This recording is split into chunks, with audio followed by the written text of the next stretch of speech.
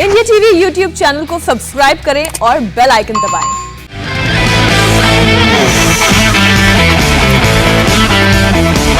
नमस्कार, आज की बात में आपका स्वागत है। आज मैं आपसे एक ऐसे मुद्दे पर बात करना चाहता हूं, ऐसी घटना पर बात करना चाहता हूं जिसने हर देशवासी के दिल को चोट पहुंचाई है। असम और मिजोरम के बीच सीमा विवाद को लेकर खूनी झड़प हुई। असम पुलिस के 5 जवान शहीद हो गए। हमारे 5 जवान अपना बलिदान दे दें, किस लिए? दुख की बात यह कि असम भी हमारा है, मिजोरम भी हमारा है। असम में भी चुनी हुई सरकार है, मिजोरम में भी चुनी हुई सरकार है, लोकतंत्र है। असम में बीजेपी का मुख्यमंत्री है, एनडीए की सरकार है। मिजोरम में भी बीजेपी की मदद से चलने वाली एनडीए की सरकार है। तो फिर यह तकरार क्यों? असम पुलिस के जवान भी हिंदुस्तान के बेटे हैं और मिजोरम में तैनात फोर्स भी हिंदुस्तानी है, लेकिन फिर भी कल जमीन के टुकड़े को लेकर एक दूसरे के खून के प्यासे हो गए। इससे ज्यादा दुखद, इससे ज्यादा चिंता की बात और क्या हो सकती है कि अपनी धरती पर, अपनी जवानों पर अपनी लोग गोलियां बरसा दें। ये देश के लिए, सरकार के लिए, राजनीतिक दलों के लिए चिंता की बात है और सबसे ज्यादा असम और मिजोरम लोगों के लिए परेशानी की बात है। जब कल शाम इस घटना की खबर आई थी तो आज की बात में मैंने आपको इसकी शुरुआती जानकारी दी थी, कुछ तस्वीरें दिखाई थी, इसकी गंभीरता का जिक्र किया था।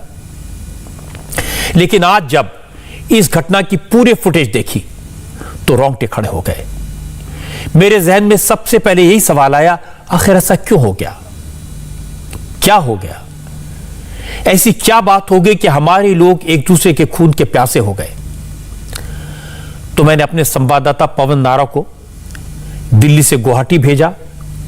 पवन नारा से असम और मिजोरम की सरहद पर जाकर ग्राउंड रियलिटी समझने को कहा। आखिर इस तरह की हिंसा की असली वजह क्या है? क्योंकि यह बात तो मैं 40 साल से जानता हूं कि असम और मिजोरम के बीच सीमा विवाद है, झगड़ा होता रहता है, लेकिन 40 साल में कभी एक दूसरे पर गोलियां बरसते नहीं देखी, न इस तरह हिंसा की खबरें आई। इसलिए जानना जरूरी है आखिर ऐसा क्या हुआ जिसके कारण पहले लोग आमने सामने आए, फिर पुलिस फोर्स में झड़प हुई, गोलियां चली, मौतें हुई और अब दोनों राज्यों की सरकारें आमने सामने हैं, टकराव की स्थिति है। आज की बात में इन सारे सवालों के जवाब खोजने की कोशिश करेंगे। लेकिन यह तो सच है, कल जो हुआ वो अच्छा नहीं हुआ। आप तस्वीरें देखेंगे तो हैरत में पड़ जाएंगे। आपको लगेगा कि हिंदुस्तान पाकिस्तान के सरहद पर गोलियां चल रही हैं।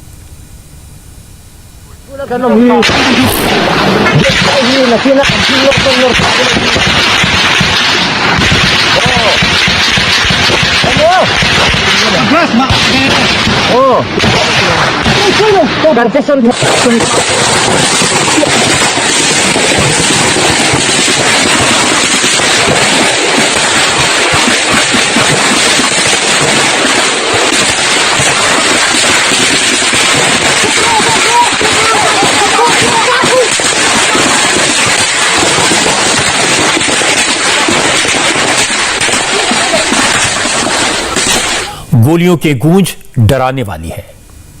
जो जवान रेत की बोरियों के पीछे छुपकर खुद को बचाने की कोशिश करते दिखाई दे रहे हैं वो सीआरपीएफ के जवान हैं। ये जवान मिजोरम और असम के बॉर्डर पर तैनात हैं। ऐसा नहीं है कि वो डरे हुए हैं या वो दुश्मन की गोलियों से बचने की कोशिश कर रहे हैं। असल में उनको समझ ही नहीं आ रहा कि दुश्मन है कौन, क्योंकि दोनों तरफ अपने ही लोग थे। इसलिए सीआरपीएफ के जवानों ने रिटेलिएट नहीं किया, गोली नहीं चलाई। और हैरानी की बात है कि एक तरफ असम की पुलिस थी, दूसरी तरफ मिजोरम की पुलिस, बीच में सीआरपीएफ की पोस्ट। और हैरानी की बात यह है कि अचानक सड़क पर बहुत सारे सिविलियंस, आम लोग भी आ गए। अब दावा तो यह किया जा रहा था कि मिजोरम के लोग थे और फायरिंग सिविलियंस के बीच से ही शुरू हुई। मशीन गन से अंधाधुंध फायरिंग की गई और इसके बाद तो भगदड़ मच गई।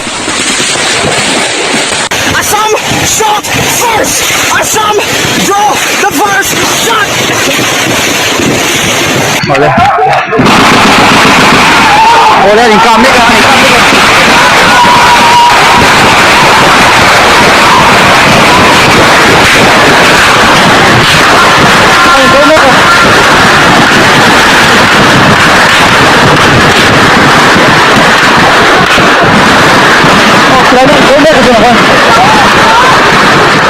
ये अपने देश के दो राज्यों के बीच, अपने दो राज्यों की पुलिस के बीच चलती गोलियों की आवाज है। जितनी तस्वीरें देखेंगे उतना दुख होगा, उतना गुस्सा आएगा। लेकिन असम सरकार इस सारे खून खराबे के लिए मिजोरम की सरकार को जिम्मेदार ठहरा रही है और मिजोरम की सरकार असम सरकार को कटघरे में खड़ना चाहती है। लेकिन सबसे बड़ा सच है कि जो 5 जवान शहीद हुए वो तो भारतीय थे, वो तो हिंदुस्तानी थे। दोनों राज्यों की सरकारें ये मान रही है कि मसला सीमा के विवाद का है। असम सरकार का दावा है कि मिजोरम की तरफ से पहले एनक्रोचमेंट की कोशिश हुई, लेकिन मिजोरम की सरकार का कहना है कि उसने कोई एनक्रोचमेंट नहीं किया। असम की पुलिस ने पहले हमला किया। असम सरकार का कहना है कि मिजोरम की तरफ से लैलापुर इलाके में इनर लाइन रिजर्व फॉरेस्ट को नष्ट किया गया और फिर रेक्टी बस्ती के इलाके की तरफ से रोड बनाना शुरू हुआ। सीआरपीएफ के कैंप के बिल्कुल पास एक नई पुलिस पोस्ट बना ली गई। इसी पर झगड़ा हुआ और गोलियां चल गई।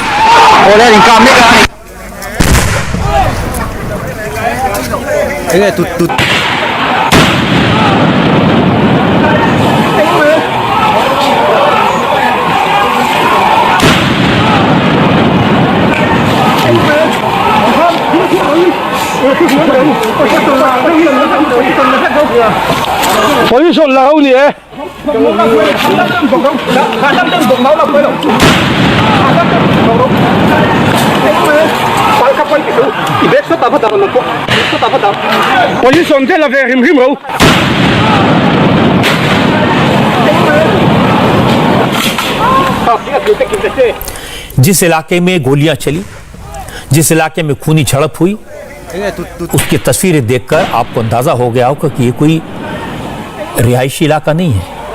यहां चारों तरफ ही जंगल है। यह असम और मिजोरम का बॉर्डर है।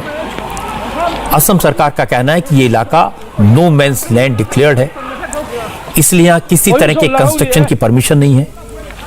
कोई भी राज्य फॉरेस्ट एरिया में किसी तरह का कंस्ट्रक्शन नहीं कर सकता। लेकिन मिजोरम की तरफ से इस इलाके में जंगल को काटकर बिल्डिंग्स बनाई जा रही थी, कंस्ट्रक्शन किया जा रहा था। इसीलिए असम की तरफ से पुलिस के जवान और लोकल प्रशासन के अफसर उस इलाके में गए। जो लोग वहां गए उस टीम में आईजीपी, डीआईजी, कछार जिले के कलेक्टर, एसपी और डिस्ट्रिक्ट फॉरेस्ट ऑफिसर शामिल थे। मिजोरम के पुलिस अफसरों से कहा गया कि आप जगह खाली कर दीजिए, यहां से वापस लौट जाइए। लेकिन लौटने के बजाय मिजोरम की तरफ से पहला अटैक हुआ, उनकी तरफ से पथराव हुआ। असम की टीम को चारों तरफ से घेर लिया गया और फिर वो अपने हथियार भी लहरा रहे थे। इस पथराव में जिला कलेक्टर की कार समेत 3 गाड़ियों को नुकसान हुआ और आईजी को चोट लगी।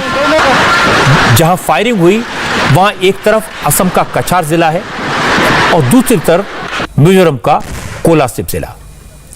असम सरकार का दावा है कि दोपहर में अफसरों ने कोलासिब जिले के एसपी से बात की थी, हालात को कंट्रोल में करने की अपील की गई थी, लेकिन कोलासिब के एसपी ने कहा कि वो क्राउड को कंट्रोल नहीं कर सकते।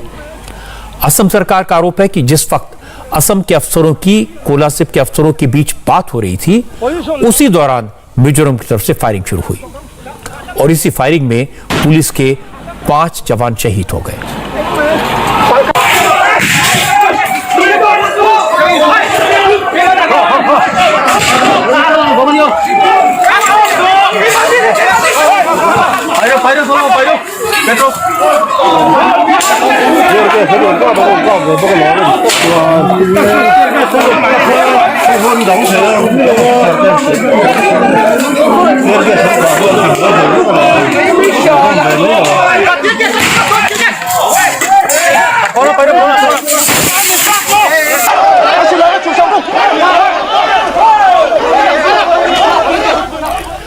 असम की सरकार मिजोरम की सरकार पर, मिजोरम की पुलिस पर इल्जाम लगा रही है लेकिन मिजोरम की सरकार असम की सरकार पर उंगली उठा रही है। मिजोरम के मुख्यमंत्री जोरमथांगा ने कहा कि स्टेटस को पहले असम की तरफ से वायलेट किया गया, चेंज किया गया।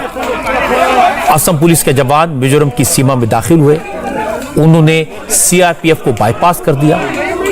जोरमथांगा ने कहा कि असम के कछार से मिजोरम के जो लोग आ रहे थे, असम की पुलिस ने उन पर हमला किया, उनकी गाड़ियों को तोड़ दिया। जोरमथांगा ने ये सारी बातें ट्विटर पर लिखी। Assam shot first. Assam draw the first shot.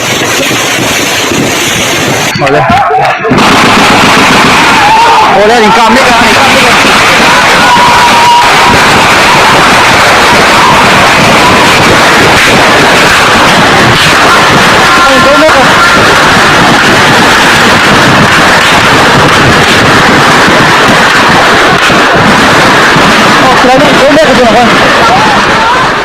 गोलियां तो दोनों तरफ से चली, आरोप तो दोनों तरफ से लगे। मैं आपको मिजोरम और असम के नेताओं की बात भी सुनवाऊंगा, वो क्या कह रहे हैं।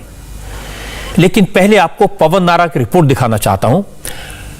पवन नारा और कैमरा पर्सन विजय प्रसाद असम और मिजोरम के उसी इलाके में गए, उसी स्पॉट पर पहुंचे जहां कल गोलियां चली थी।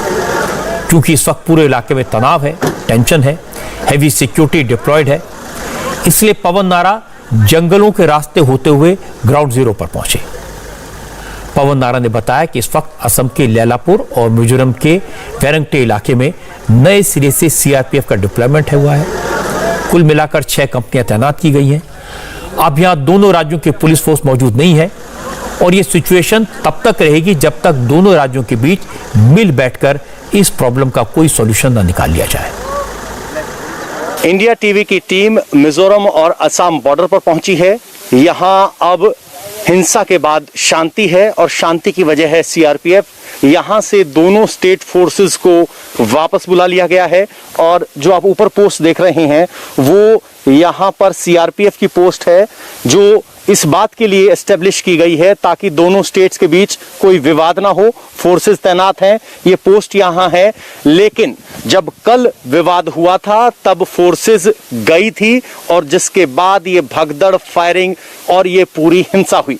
लेकिन अब दोनों स्टेट्स ने अपनी फोर्सेस को हटा लिया है और ये पोस्ट जो आप देख रहे हैं वो सीआरपी का हट आपको दिखाई दे रहा होगा। ये वो पोस्ट बनाई गई है जो यहां लगभग 2 साल से एक बार फिर तनाव बढ़ा हुआ है। पिछले साल चुनाव में भी तनाव था और उसके बाद ये पोस्ट बनाई गई थी। हालांकि अब केंद्र के आदेश मिलने के बाद दोनों स्टेट ने अपनी फोर्सेस को वापस खींच लिया है और दोनों ही स्टेट्स के वरिष्ठतम अधिकारी एक पीस फॉर्मूले पर बात कर रहे हैं। हालांकि स्थानीय लोगों में यहाँ डर बहुत ज्यादा है और उनकी शिकायत है, बहुत से लोग अपने घरों को छोड़कर भाग रहे हैं और उनकी शिकायत है कि उनके साथ कोई अनहोनी हो सकती है, इसलिए वो इस बॉर्डर इलाके से आगे की तरफ चले गए हैं। आम जनता को यहाँ से लगभग 2 से 2.5 किलोमीटर पहले रोक लिया जाता है और हम यहाँ पहाड़ के रास्ते चलकर पहुंचे हैं। इस पूरी घटना का, खून खराबे का, गोलियां चलने का क्या असर हुआ है यह भी मैं आपको बता देता हूं। कल से पहले तक असम मिजोरम बॉर्डर पर कम से कम 500 परिवार रहते थे। असम के लोग बॉर्डर पर रहते थे, काम करते थे, लेकिन फायरिंग के बाद से पुलिस के जवानों की मौत के बाद अब ये अपना घर बार छोड़ने को मजबूर हो गए। अब असम के डिस्ट्रिक्ट प्रशासन ने इन परिवारों को बॉर्डर से कम 3 किलोमीटर पीछे की तरफ शिफ्ट कर दिया है। इन लोगों का कहना है कि झगड़ा तो पहले भी होता था, लेकिन इस बार तो मिजोरम की तरफ से ज्यादती की गई। उन्होंने असम के अफसरों को घेर लिया और फिर उन पर पथराव किया, गाड़ियों के शीशे तोड़ दिए। गोली हुआ था, आदमी भी मर चुका है और हम लोग का पब्लिक जो है उसका ऊपर में भी गोली लग चुका है। अच्छा, कल हुआ क्या था? पहले भी झगड़ा तो रहा है, पहले तो कभी फायरिंग नहीं हुई, पहली बार ऐसा हुआ? हाँ, पहली बार फायरिंग हो चुका है। उसका पहले झगड़ा हुआ था, लेकिन उन लोग का जो घर है उधर खाली किया है। बाद में उन लोग गुस्सा होके फिर लेके आया है, उसका बाद में उन लोग फायरिंग किया है। हम तो पहले असम के लोगों ने वहां जाकर घरों को खाली करवाया, जिसके बाद ये गुस्सा भड़का। जी, काल जो हुआ है, देखो हम लोग का जो वहाँ पे जो घुसपैठिया लोग है मिजोरम के, मिजो लोग, वो लोग आए हैं हम लोग का बॉर्डर को अपने आप से मतलब देखे खेल रहे थे तो अपने आप स्टेप बाय स्टेप आगे आ रहे थे। तो हम लोग का डीसी मैम को ये खबर मिला जब, तो उनको अपने मतलब 2-4 गार्ड लेके आए थे, उतना भी नहीं थे। 2-4 गार्ड लेके आने के बाद वो वहाँ पे जब गाड़ी से उतरे थे तो उनका ऊपर बुरी तरह से हमला हुआ है, उनका ऊपर आतंक हुआ है, उनको फायरिंग भी किया गया था, उनको बुरी तरह से मारा भी गया, उनका गाड़ी के ऊपर भी फायरिंग किया गया था। तो मैं यही बोलूंगा, देखिए हम लोग आम जनता है भाई, आम जनता को जब एक डीसी मैम को सपोर्ट नहीं मिल रहा है, पॉलिटिक्स मतलब अपने प्रशासन का सपोर्ट नहीं मिल रहा है, तो हम लोग आम जनता वहाँ पे बसवास करके रह रहे थे, आदि युग से रह रहे हैं हम लोग उधर मिजोरम के आसपास बॉर्डर में। हम लोग वहाँ पे कैसे जिएंगे, हम लोग डर डर के जी रहे हैं अभी तक। तो आपका घर वहीं है? जी हाँ, हम लोग का घर इधर ही है, नजदीक में। आपको छोड़ के आना पड़ा? हाँ, हमको घर छोड़ के आना पड़ा, घर वाले फैमिली को भी लेके आए हम लोग यहाँ से। कितने लोगों ने ऐसे हैं जो इस इलाके में मिजो बॉर्डर पर जो घर थे वो छोड़कर आए हैं? तकरीबन 400 से 500 फैमिली है इधर हम लोग का। हम लोग सब मतलब वहाँ से फैमिली को हटा दिया थे। अब सवाल है कि असम और मिजोरम के बीच बॉर्डर डिस्प्यूट कोई नई बात तो है नहीं, ये कोई पहली बार तो हुआ नहीं, इस तरह की टेंशन पहले भी रहती थी। लेकिन कल बात अचानक फायरिंग तक कैसे पहुंची, खून खराबे तक कैसे पहुंची, इस सवाल का जवाब लोकल लोगों ने दिया। इस इलाके में रहने वालों का कहना है कि पहले मिजोरम की तरफ से नो मैंस लैंड में घर बनाए जाते थे, जंगल काटकर लोगों को बसाया जाता था, एनक्रोचमेंट होता था, तो असम की तरफ से ज्यादा सख्ती नहीं होती थी। लेकिन अब असम सरकार एनक्रोचमेंट को लेकर जीरो टॉलरेंस की पॉलिसी अपना रही है। अब बॉर्डर पर नजर रखी जा रही है, अगर मिजोरम की तरफ से कोई गड़बड़ी होती है तो उसे फौरन रोक दिया जाता है। इस बार भी वही हुआ, क्योंकि मिजोरम की तरफ से फॉरेस्ट इलाके में 3-4 मकान बनाए गए थे। जैसे ही असम के अफसरों को इसकी जानकारी मिली तो उन्होंने घर खाली करवा दिए, फिर उन्हें तोड़ दिया। इसके बाद टेंशन बढ़ गई और शाम को असम पुलिस के जवानों पर फायरिंग की गई। मिजो लोग जबरदखल कर रहा है, घर बना रहा है, रोड बना रहा है, ऐसा ही चल रहा है। हम लोगों का डीसी, एसपी, डीजी सब आ रहा है, मिनिस्टर भी आ रहा है, आके बातचीत करके 2-3 महीने से बातचीत चल रहा है। अभी कल उन लोगों का प्रशासन लेके, मिजोरम पुलिस को लेके पब्लिक इधर 2-3 घर बना रहा है लायलापुर बॉर्डर में। ये देख के हमारा पब्लिक ने प्रशासन को बताया, प्रशासन हमारा असम का जो कचड़ का प्रशासन है उन लोग आके डीसी, एसपी, डीजी सब आके बातचीत करके उन लोगों का वहाँ से हटाया है और घर तोड़ दिया। हमारा इधर घुस के जो घर बनाया। कितने लोगों के घर, कितने घर मिजोरम के लोगों ने असम की जमीन पर बनाए थे जिन्हें अब तोड़ा गया है? और 3 घर बनाए। 3 घर बनाए, उनको तोड़ दिया गया? तोड़ दिया गया। बाद में हम लोगों का प्रशासन भी यहाँ था, बातचीत चल रहा है। शाम 4-4:30 बजे अचानक उन लोगों ने गोलीबारी शुरू किया, अफरा तफरी मच गई। उन लोगों ने कल रात 12 बजे तक फायरिंग किया है, थोड़ी बाद ऐसे ही। असम बॉर्डर पर रहने वाले लोग जो बात कह रहे हैं वही बात असम के मुख्यमंत्री हिमंता बिस्वा शर्मा ने कही और इसके वीडियो एविडेंस पेश किए। आज हिमंता ने कल की घटना के कुछ वीडियो शेयर किए और दावा किया कि कल जिस वक्त असम पुलिस पर फायरिंग हुई उस वक्त वहां मिजोरम पुलिस के साथ कुछ एंटी सोशल एलिमेंट्स भी मौजूद थे। ये लोग असम के जवानों की मौत के बाद जश्न मना रहे थे।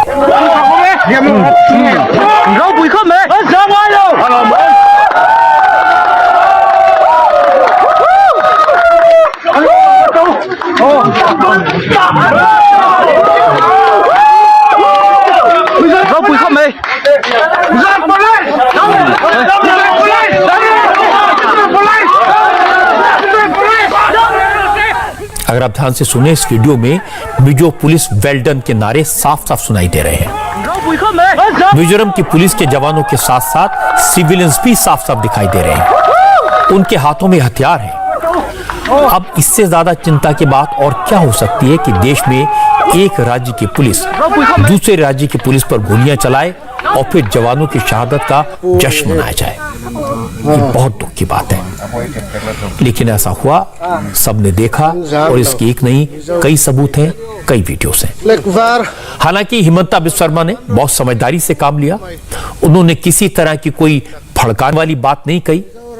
हिमंता बिस्वा शर्मा आज सिलचर गए, घायल पुलिस के जवानों से मुलाकात की और फिर उन्होंने शहीद हुए पुलिस वालों को श्रद्धांजलि दी। शहीद जवानों के परिवार वालों को 50 लाख रुपए की मदद का ऐलान किया और इसके साथ साथ एक और बड़ी बात कही। हिमंता ने कहा कि असम पुलिस के जितने भी जवान मिजोरम बॉर्डर पर मौजूद हैं, उन्हें 1 महीने की एडिशनल सैलरी दी जाएगी।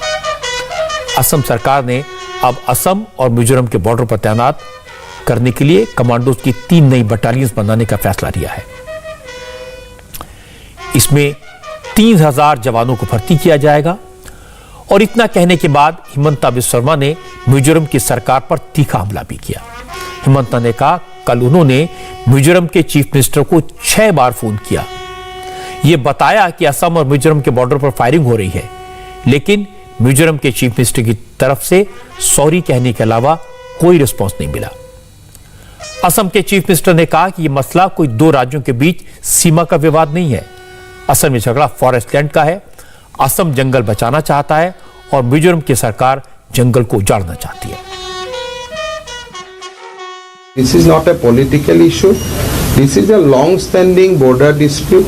When Buddha side Congress government was there, that point of time also that this dispute was there. When Mr. Torun Gogoi was in Assam and Mr. Lal Khanwala was in Mizoram, that point of time also that dispute was going on. Enforcement was there. So these are dispute basically between 2 states. It is not between 2 political parties. I have told in the meeting that Assam is ready to give anything for peace in the northeast. We do not want land, but only thing that it is a reserve forest. Wherever we have dispute, in between that there is a reserve forest.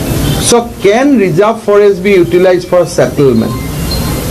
The moot question which rest of the India should know, that wherever we have dispute, that dispute is not regarding land. This dispute is regarding forest. Assam wants to protect the forest. For Assam, we do not want any settlement inside forest. और इसके बाद हिमंता बिस्वा शर्मा असम के मुख्यमंत्री के तौर पर बोले। उन्होंने कहा, असम भी हिंदुस्तान का हिस्सा है और मिजोरम भी। असम के लोग भी हिंदुस्तानी हैं और मिजो भाई बहन भी भारतीय हैं। इसलिए वो असम की पुलिस को कभी मिजो पुलिस पर या मिजो लोगों पर फायरिंग करने को नहीं कहेंगे। लेकिन इसके बाद हिमंता ने जो कहा, वो हालत की गंभीरता और उनकी सियासी मजबूरी को समझने के लिए जरूरी है। हिमंता ने कहा कि असम के लोग मर जाएंगे, लेकिन 1 इंच जमीन किसी को नहीं देंगे। From Assam side there is no construction. The question is in reserve forest, how can one do construction? Only thing that whatever may be the provocation will be there. We will not give our land. But beyond that, we have no fight with Mizo people. Why we should have fight? This is not a fight between Assamese Mizo, Bengali Mizo, Muslim Mizo, Hindu Mizo. This is not that fight. This is a fight for protecting our forest. This is whole about inner line forest. Question is that how can you utilize arms, ammunition, bomb to settle dispute between 2 states? It is not China-India boundary. This is after all boundary of India. So how can you do all these things? Sometime our police go, we push them. Sometime they come, they push. Then again both are IPS officer. They sit, they have a cup of tea, matter resolve. So I do not believe that we have anything to do against Mizoram. We are not for kind of economic blockade and all these things. Only thing that we may die, we will fight, but we are not going to encroach an inch of land from Mizoram. But we have to protect our land. But tomorrow if government of India say, no, give all this land to Mizoram, we will give, because after all it is India's land. From the day I have taken over chief minister, not a single inch was taken. Himanta Biswa Sharma के मन में नाराजगी है और जायज भी है। Assam police के जवानों की शहादत पर गुस्सा है, वो भी जायज है, लेकिन फिर भी उन्होंने संयम से बात की। लेकिन मिजोरम के नेताओं ने संयम नहीं दिखाया।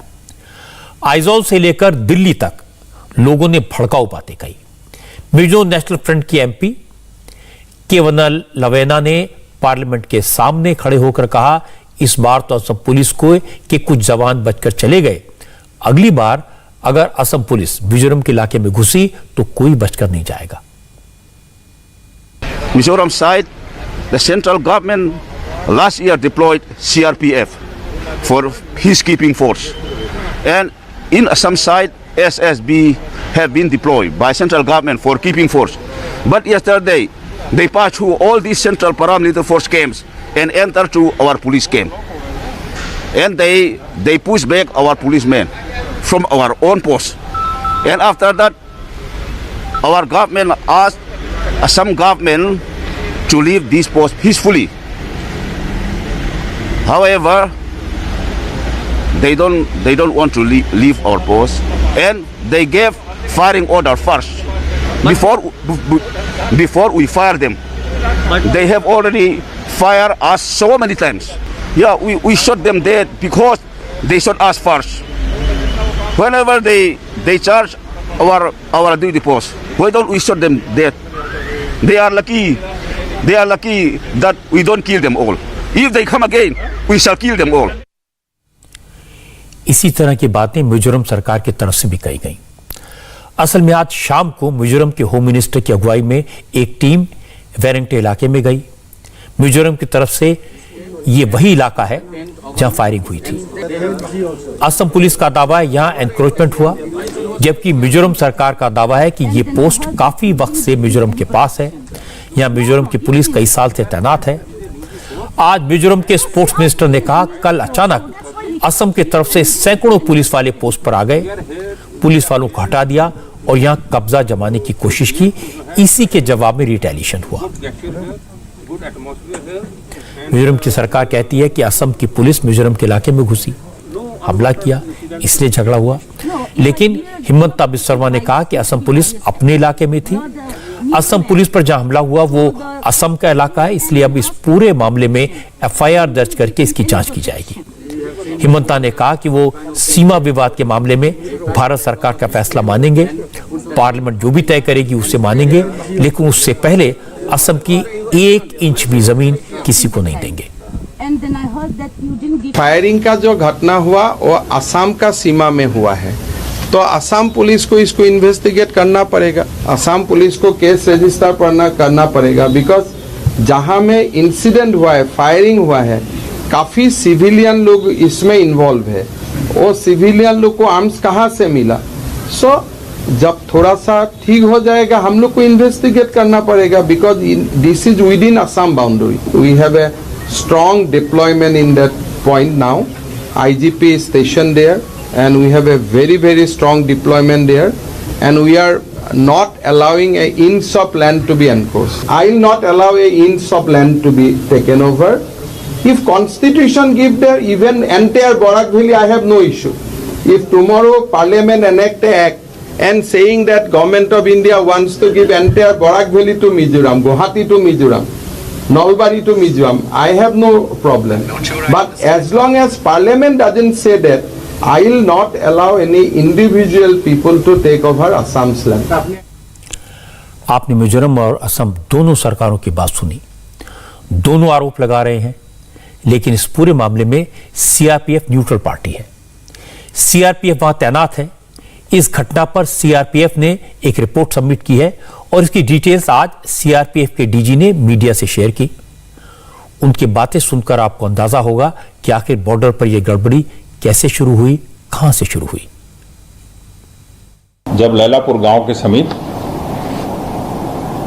मिजोरम पुलिस और असम पुलिस के विवादित सीमा क्षेत्र, जिसमें एक ऐसी जगह पर जिसको विवादित कहा जा रहा है क्षेत्र में, अपने अपने क्षेत्र के कब्जे को और उसका अवैध होने को बोल करके दोनों बल एक दूसरे से भिड़ गए। तनाव उस वक्त चरम सीमा पर पहुंच गया जब दोनों पुलिस बलों ने एक दूसरे पर गोलीबारी शुरू की। बड़ी मुश्किल से और सीआरपीएफ के हस्तक्षेप के बाद हिंसा को नियंत्रित किया गया। यद्यपि असम पुलिस विवादित क्षेत्र से पीछे हट गई है, तथापि मिजोरम पुलिस अभी भी नजदीकी ऊंचाइयों एवं अपने अस्थायी पोस्टों पर कब्जा बनाए हुए है। सीआरपीएफ की 4 अतिरिक्त कंपनियों को विवादित क्षेत्र पर निष्पक्ष बल के तौर पर नियंत्रण करने हेतु रवाना कर दिया गया है। और 2 कंपनियां वहां पहले से उपस्थित थीं। मैंने आपको ग्राउंड जीरो से रिपोर्ट दिखाई, आमलों की बात सुनवाई, असम सरकार का पक्ष दिखा दिया और मिजोरम की सरकार की बात भी सुनवा दी और सीआरपीएफ क्या कह रही है यह भी बता दिया। तो हर तरफ गुस्सा है, नाराजगी है, टकराव है, लेकिन सीमा का विवाद क्या है, क्यों है, इसकी वजह क्या है, क्या यह अचानक खूनी संघर्ष में क्यों बदल गया? इन सारे सवालों के जवाब ढूंढना जरूरी है और मैं आपको इन सवालों के जवाब देता हूं। असल में यह विवाद कोई नया नहीं है, उस वक्त से चल रहा है जब ना असम बना था ना मिजोरम था। आजादी से पहले मिजोरम को लुशाई हिल्स कहते थे, यह असम का हिस्सा था। 1950 में असम देश का हिस्सा बना और इसके बाद असम के विभाजन से नॉर्थ ईस्ट के सारे राज्य बने। 1987 में 1987 में मिजो पीस रिकॉर्ड के तहत मिजोरम अलग राज्य बना और यहीं से झगड़ा शुरू हुआ। विवाद असम के 3 जिलों को लेकर है। असम और मिजोरम की 165 किलोमीटर की सीमा एक दूसरे से लगती है। यही विवाद की जड़ है, क्योंकि 1987 में राजीव गांधी की सरकार के वक्त जो मिजो ट्राइब्स और केंद्र सरकार के बीच समझौता हुआ था, उसमें केंद्र सरकार ने 1933 के एग्रीमेंट को आधार माना था, लेकिन मिजो ट्राइब्स का दावा है कि समझौता 1875 के इनर लाइन रेगुलेशन यानी आईएलआर के तहत हुआ था और यह सारे के सारे विवाद की जड़ है। उसी वक्त से लेकर झगड़ा होता रहा, विवाद होता रहा। 1995 के बाद कई दौर की बातचीत हुई पर कोई नतीजा नहीं निकला। पिछले साल अक्टूबर में भी झड़प हुई थी, लेकिन ऐसी हिंसा कभी नहीं हुई, गोलियां कभी नहीं चली, किसी की जान कभी नहीं गई। पहली बार कल गोलियां चली, खून बहा, लाशें गिरी। असम और मिजोरम के बीच सीमा विवाद नया नहीं है। इन दोनों इलाकों की सीमा निर्धारण को लेकर ब्रिटिश काल में 1875 में एक नोटिफिकेशन जारी किया गया, जिसे 1933 में एक बार री रेक्टिफाई किया गया। असम 1933 के नोटिफिकेशन को मानता है और मिजोरम 1875 के नोटिफिकेशन का हवाला देकर उसे गलत बताता है। और जब केंद्र शासित प्रदेश मिजोरम को असम से निकालकर बनाया गया, तब भी ये जमीन विवाद बना रहा और जब 1987 में मिजोरम को अलग पूर्ण राज्य का दर्जा दिया गया, तब भी ये जमीन विवाद बना रहा। और मिजोरम के निर्माण के 50 साल हो चुके हैं, इसके बावजूद ये बॉर्डर डिस्प्यूट अभी तक हल नहीं हो पाया है। लेकिन सैकड़ों वर्षों के इतिहास के बावजूद ये पहली घटना है जब जमीन को लेकर हुआ ये विवाद खूनी विवाद में तब्दील हो गया। 2 राज्यों के बीच टेंशन है, टकराव है। केंद्र सरकार हालात को ठीक करने की कोशिश में लगी हुई है। अब हालत कंट्रोल में आ चुकी है, लेकिन असम के राजनीतिक दल, खासकर कांग्रेस को ऐसे वक्त में सियासत करने का मौका मिला है, क्योंकि असम में बीजेपी की सरकार है, मिजोरम में मिजो नेशनल फ्रंट की सरकार है जो एनडीए में शामिल है। इसके अलावा 2 दिन पहले ही अमित शाह नॉर्थ ईस्ट के दौरे पर गए थे। 24 जुलाई को उन्होंने राज्यों के मुख्यमंत्रियों के साथ मीटिंग की थी और मीटिंग के 48 घंटे बाद यह घटना हो गई। इसलिए कांग्रेस को मौका तो पूरा मिला। गौरव गोगोई ने पूछा कि केंद्र सरकार तो दावा करती है कि नॉर्थ ईस्ट राज्यों में अमन चैन है, अगर ऐसा है तो फिर 2 राज्यों की पुलिस के बीच टकराव कैसे हुआ? 24 जुलाई को उनकी मीटिंग थी नॉर्थ ईस्ट के विभिन्न मुख्यमंत्रियों के साथ, जहां पे असम के मुख्यमंत्री भी थे, मिजोरम के मुख्यमंत्री भी थे। असम मिजोरम का ये सीमा का विषय उस मीटिंग में उठा भी था। तो हमने सोचा इस मीटिंग उस मीटिंग में एक उपाय निकलेगा, एक विकल्प निकलेगा। लेकिन क्या हुआ? फोटो खींचे, अमित शाह जी वापस आए, मिजोरम के मुख्यमंत्री ने फोटो खिंचवाए, असम के मुख्यमंत्री ने फोटो खिंचवाए और 2 दिन बाद इस प्रकार का हिंसात्मक आज आतंक वहाँ पे हुआ है, जो हमने सालों से ऐसा नहीं देखा है। जहाँ पे एक तरफ गृह मंत्री अमित शाह जी बोलते हैं कि प्रधानमंत्री मोदी जी उत्तर पूर्वांचल में शांति लेके आए हैं, कहाँ है शांति का प्रतीक? सरकार जाहिर है इस मामले में डिफेंसिव है। आज लॉ मिनिस्टर किरेन रिजिजू ने कहा कि नॉर्थ ईस्ट के सभी सांसदों ने असम और मिजोरम के लोगों से शांति बनाए रखने की अपील की है। उन्होंने कहा कि उम्मीद है असम और मिजोरम के लोग देश की भावनाओं को समझेंगे। North East MPs Forum has made an appeal to the people of Mizoram and people of Assam, particularly people living in the border areas, to maintain peace and harmony. We must always maintain the spirit of the 8 sisters of northeastern region.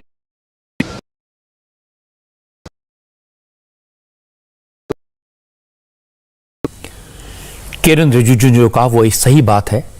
शांति होनी चाहिए, piece होना चाहिए, आपस में भाई होना चाहिए। न कभी पहले हुआ है और अब न कभी होना। विवाद है, जो भी झगड़ा है वो मिल बैठकर सुलझाया जा सकता है। अच्छी बात है कि दोनों राज्यों के चीफ मिनिस्टर्स ने यही बात कही है। होम शाह ने चीफ मिनिस्टर, उसके बाद से शांति है। सीआरपीएफ की एडिशनल कंपनियों की तैनाती की गई है।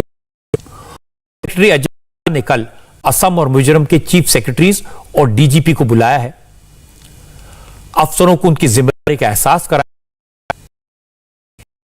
तो कि अब गोलियां नहीं चलेंगी, खून नहीं बहेगा, असम और मिजोरम के बॉर्डर पर शांति हो जाएगी। लेकिन यह परमानेंट सॉल्यूशन नहीं है। मुझे लगता है भले ही अब से पहले की सरकारों ने इस मामले को लटकाए रखा हो, राज्यों के बीच चल रहे सीमा के विवाद को तवज्जो न दी हो, लेकिन अमित शाह को इन विवादों का समाधान निकालना चाहिए, जिससे इस तरह की संभावना हमेशा के लिए खत्म हो जाए। प्रधानमंत्री नरेंद्र मोदी ने नॉर्थ ईस्ट को बहुत तवज्जो दी है। नॉर्थ ईस्ट के लिए उन्होंने अलग नीति बनाई है।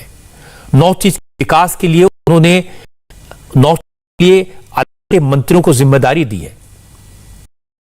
जबरदस्त स्ट्रक्चर बना, कई बार नॉर्थ ईस्ट का दौरा किया है, जो शायद पहले कभी किसी और प्रधानमंत्री ने नहीं किया। लेकिन अगर इस तरह के झगड़े होंगे तो विकास की बात पीछे रह जाएगी। इसलिए अब सरकार को सबसे पहले सीमा विवाद को सुलझाना चाहिए और मुझे उम्मीद है सरकार इस पर जरूर सोचेगी।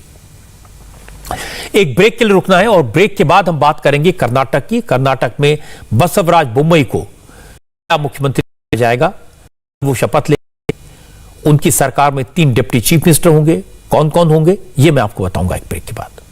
आपसे थोड़ी देर पहले कर्नाटक के नए मुख्यमंत्री के नाम का ऐलान हो गया। बसवराज बोम्मई कर्नाटक के अगले मुख्यमंत्री होंगे। बेंगलुरु में बीजेपी विधायक दल की मीटिंग में सर्वसम्मति से बसवराज बोम्मई को बीजेपी विधायक दल का नेता चुना। मीटिंग में सेंट्रल ऑब्जर्वर के तौर पर धर्मेंद्र प्रधान और जी किशन रेड्डी मौजूद थे। कर्नाटक के प्रभारी अरुण सिंह ने भी मीटिंग में हिस्सा लिया।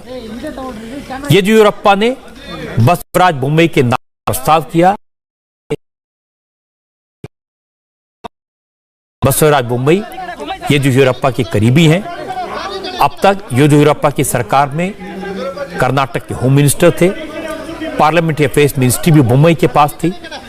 बसवराज बोम्मई भी येदियुरप्पा की तरह लिंगायत समुदाय से आते हैं। हालांकि सामाजिक समीकरण साधने के लिए बीजेपी ने कर्नाटक में 3 डिप्टी चीफ मिनिस्टर बनाने का भी फैसला लिया है। हमारे संवाददाता टी राघवन का कहना है कि बसवराज की सरकार में आर अशोक, श्री रामुलु और गोविंद करजोल को डिप्टी चीफ मिनिस्टर बनाया जाएगा। आर अशोक वो कलिंगा समुदाय से आते हैं। श्री रामुलु एसटी और गोविंद करजोल एससी समाज से ताल्लुक रखते हैं। नई सरकार का शपथ ग्रहण कल सुबह 11 बजे होगा, लेकिन कल सिर्फ बसवराज बोम्मई ही शपथ लेंगे। मंत्रिमंडल का विस्तार बाद में किया जाएगा। It's a big responsibility in the given situations. I will work as per the wish of our Honorable Prime Minister and our Honorable Home Minister Amit Shah ji and Nadda ji, under the guidance of our leader, our beloved leader, Sanmanya Shri Yediyurappa ji's guidance. I will strive to work people and poor people governance. Mumbai की थोड़ी background आपको बता दूं, बसवराज बोम्मई ने राजनीतिक सफर की शुरुआत जनता दल से की थी। इनके पिता एसआर बोम्मई कर्नाटक के बड़े नेता थे, कर्नाटक के चीफ मिनिस्टर रहे। बसवराज बोम्मई 1998 में और फिर 2004 में जनता दल से विधान परिषद के मेंबर बने, लेकिन 2008 में इन्होंने बीजेपी ज्वाइन की थी और इसके बाद वो येदियुरप्पा के काफी करीबी बन गए, विश्वास पात्र बन गए। और बड़ी बात है कि वो कर्नाटक में काफी लोकप्रिय हैं, पॉपुलर हैं और जमीन से जुड़े नेता माने जाते हैं। कोरोना की सेकेंड वेव के दौरान जब लोगों को हॉस्पिटल में बेड नहीं मिल रहे थे, तब बसवराज बोम्मई ने अपने पुश्तैनी घर को हॉस्पिटल में तब्दील कर दिया था। कोरोना के मरीजों के लिए बेड लगा दिए थे। अब उम्मीद करनी चाहिए कि उनकी लीडरशिप में कर्नाटक की सेहत भी सुधरे। आगे बढ़ते हैं। आज दिल्ली के राजनीतिक गलियारों में ममता बनर्जी के दौरे की चर्चा रही। तीसरी बार चीफ मिनिस्टर बनने के बाद पहली बार दिल्ली पहुंची ममता ने आज प्रधानमंत्री नरेंद्र मोदी से मुलाकात की। मोदी से ममता की मुलाकात औपचारिक थी, लेकिन इसके बाद ममता की सियासी मुलाकातें हुई। ममता बनर्जी विरोधी दलों के नेताओं के साथ मिलकर विपक्ष को एकजुट करने की कोशिश में लगी हैं। आज ममता ने कांग्रेस के नेताओं से मुलाकात की। वो कमलनाथ से मिली, आनंद शर्मा से मिली और अभिषेक मनु सिंघवी से भी मिली। कल का दिन भी अहम होगा। कल ममता सोनिया गांधी से मिलने जाएंगी। दिल्ली के मुख्यमंत्री अरविंद केजरीवाल से उनकी मुलाकात होगी। ममता बनर्जी 5 दिन दिल्ली में रहेंगी और वो जो भी एक्टिविस्ट हैं उनसे मिलने की कोशिश करेंगी। उनसे मिलने वालों की लिस्ट में जावेद अख्तर का नाम भी है। यूपी का इलेक्शन है, पंजाब का इलेक्शन है, त्रिपुरा का इलेक्शन है। बहुत सारे पार्टी है, जो पार्टी मेरे दोस्त भी है, पुराना दोस्त भी है। और आज जैसे कमलनाथ जी, आनंद शर्मा जी, ये लोग आए, और भी लोग आने वाला है। तो हम लोग पुराना दिन का बात, नया दिन का बात मिलजुल के ही करते हैं। कल मेरे को सोनिया जी का पास भी, सोनिया जी मेरे को चाय पे बुला, तो मैं कल चाय पे चर्चा करने के लिए जाएंगे। In democracy if you want to fight, you should not discriminate party to party. Whoever is a like-minded party, everybody must work together. आप लीड करेंगे? हमने लीड करेंगे। No, country will lead. We are the followers. और आदमी को उम्मीद का साथ में ही काम करना पड़ता है। अगर उम्मीद नहीं रहते हैं तो जिंदगी बर्बाद हो जाता है। ममता बनर्जी का अपना अंदाज है। उन्होंने बड़े साफ साफ कह दिया कि चुनाव तो 2022 में है, 2024 में है लोकसभा के, लेकिन तैयारी अभी से करनी पड़ेगी। जिस वक्त ममता बनर्जी 7 लोक कल्याण मार्ग पर प्रधानमंत्री मोदी से मुलाकात कर रही थी, उसी वक्त लोकसभा में उनकी पार्टी के नेता खेला होबे के नारे लगा रहे थे। Used in India are actually demineralizing the water, sir. So an expert committee was constituted which recommended that if TDS is less than 500 milligrams per liter. Mamata Banerjee ने सर्विलांस का मुद्दा भी उठाया। उन्होंने कहा कि प्रधानमंत्री को पेगासस मामले पर ऑल पार्टी मीटिंग बुलानी चाहिए। इस मामले की जांच सुप्रीम कोर्ट की निगरानी में कराई जाए। क्या पेगासस के इशू पर उनकी प्रधानमंत्री मोदी से बात हुई? इस सवाल पर ममता बनर्जी ने कहा, कुछ बातें ऐसी होती हैं जिन्हें मीडिया के सामने नहीं बताया जा सकता। पेगासस में मैं चाहती हूँ कि प्राइम मिनिस्टर एक ऑल पॉलिटिकल पार्टी मीटिंग बुलाए। मीटिंग बुला के सबको सब बात करके ओपिनियन लेके कोई ना कोई सुप्रीम कोर्ट से इंक्वायरी हम लोग को होना चाहिए। ममता के इरादे साफ हैं। वो हर मुद्दा उठाएंगी जो मोदी सरकार को एम्बेरेस कर सकता है। वो पेगासस की जासूसी की बात करेंगी, किसानों के धरने का सवाल उठाएंगी, कोरोना के मैनेजमेंट की बातें करेंगी। ममता बनर्जी मोदी के खिलाफ सारे विरोधी दलों को इकट्ठा करने की कोशिश भी कर रही हैं और यह सब करने का उन्हें पूरा अधिकार है। लेकिन आज अच्छी बात यह हुई कि उन्होंने प्रधानमंत्री से मुलाकात की, औपचारिकता को पूरा किया। पिछली बार बंगाल में तूफान के वक्त उन्होंने प्रधानमंत्री से जिस तरह का व्यवहार किया था, जिस तरह से बात की थी, उससे अच्छा मैसेज नहीं गया था। प्रधानमंत्री और मुख्यमंत्री दोनों के पद की गरिमा का ध्यान जरूर रखा जाना चाहिए। लोकतंत्र में परंपराओं का पालन बहुत जरूरी है। एक और चीज जिस पर ध्यान देने की जरूरत है वो है कोरोना का खतरा। देश में कोरोना को लेकर फिर चिंता बढ़ाने वाले आंकड़े आए हैं। और अब मैं आपको एक चेतावनी देना चाहता हूं, अगर कुछ लोगों को लगता है कि कोरोना चला गया है, सब कुछ नॉर्मल होने लगा है, तो आप गलत सोचते हैं। सावधान होने की जरूरत है। पिछले एक हफ्ते से देश के कई इलाकों में कोरोना के केसेस फिर से बढ़ने लगे हैं। देश में अभी 54 जिले ऐसे हैं जहां कोरोना का पॉजिटिविटी रेट 10% से ज्यादा है, जबकि 62 जिले ऐसे हैं जहां आज भी रोजाना कोरोना के 100 से ज्यादा नए केसेस सामने आ रहे हैं। और सबसे ज्यादा चिंता की बात यह है कि 22 जिले ऐसे हैं जहां पिछले 4 हफ्ते में कोरोना के केसेस में अपवर्ड ट्रेंड दिखाई दिया है। और इसमें सबसे ज्यादा 7 जिले केरल के हैं। अगर पिछले 24 घंटों की फिगर्स देखें तो देश में कोरोना के 29,689 नए केसेस सामने आए, जबकि 415 लोगों की मौत हुई। अब कोरोना को लेकर एक परेशान करने वाली खबर श्रीलंका से भी आई। टीम इंडिया के allrounder Krunal Pandya covid positive पाए गए। सब लोग अचरज में हैं। आज होने वाला सेकंड T20 मैच कल तक के लिए पोस्टपोन कर दिया गया है। कृणाल पांड्या का आज सुबह रैपिड एंटीजन टेस्ट किया गया, रिपोर्ट पॉजिटिव आई तो उन्हें क्वारंटीन करना पड़ा और टीम के बाकी सभी खिलाड़ियों का RT-PCR टेस्ट करवाया गया। पूरी टीम बायो बबल में है। इसके बावजूद कृणाल पांड्या कोविड पॉजिटिव कैसे हो गए, ये बात किसी को समझ में नहीं आ रही। पता तो यह लगा है कि कृणाल पांड्या टीम के 8 खिलाड़ियों के कांटेक्ट में थे और अब इन सभी को क्वारंटीन किया गया है। हालांकि BCCI ने क्वारंटीन किए गए इन खिलाड़ियों के नाम अभी नहीं बताए हैं। सोचने की बात है कि जब कोरोना वायरस बायो बबल को ब्रीच करके खिलाड़ियों तक पहुंच सकता है, तो फिर जो लोग बिना मास्क के बाजारों में घूम रहे हैं वो तो एक तरह से कोरोना को इनवाइट करते हैं। इसी मेरी अपील है, एहतियात बरतें, मास्क लगाएं, बहुत जरूर होने पर ही घर से निकलें और सोशल डिस्टेंसिंग का पालन करते रहें, क्योंकि जिन देशों में लोगों ने लापरवाही बरती थी वो फिर से कोरोना की गिरफ्त में आ गए हैं। 1-2 एग्जाम्पल्स मैं आपको दे देता हूं। अमेरिका में पिछले 24 घंटे में कोरोना के 88,000 से ज्यादा नए केसेस सामने आए हैं और 273 लोगों की कोरोना से मौत हुई है। Centre for disease control and prevention बहुत जल्द इस बात की सिफारिश करने वाला है कि वैक्सीन लगवा चुके लोग भी दोबारा मास्क पहनना शुरू करें, क्योंकि वायरस का डेल्टा वेरिएंट बहुत ज्यादा घातक हो गया है। कोरोना पर अमेरिका के प्रेसिडेंट जो बाइडेन के एडवाइजर डॉक्टर एंथनी फॉची ने कहा, हम गलत दिशा में जा रहे हैं, मास्क को छोड़ने की जल्दबाजी नहीं करनी चाहिए।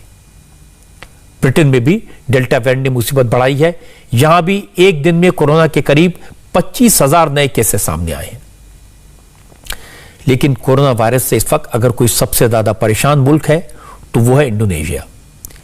यहां रोजाना कोरोना के 30 से 50,000 केसेस सामने आ रहे हैं। इंडोनेशिया में मरने वालों का आंकड़ा 1000 से ज्यादा है। पिछले 24 घंटे में इंडोनेशिया में कोरोना से करीब 1,500 लोगों की मौत हुई है। लेकिन सबसे डराने वाली बात है कि इंडोनेशिया में बच्चों में भी कोरोना वायरस तेजी से फैल रहा है। कोरोना के कुल पेशेंट में से 12% से ज्यादा बच्चे हैं और बच्चों में मौत की फिगर बढ़ी है। इंडोनेशिया में कोरोना की वजह से 800 बच्चों की मौत हुई है, लेकिन इनमें से ज्यादातर की मौत इसी महीने हुई। मरने वालों में 5 साल से कम उम्र के बच्चे भी शामिल हैं। इसीलिए बहुत सावधान रहने की जरूरत है। मास्क लगाए रखें, दूरी बनाए रखें, यह बहुत जरूरी है। नमस्ते, मैं हूं मीनाक्षी जोशी। वीडियो और खबरों से अपडेट रहने के लिए India TV YouTube channel subscribe करें, बेल आइकन दबाना ना भूलें। जुड़े रहें इंडिया टीवी के साथ।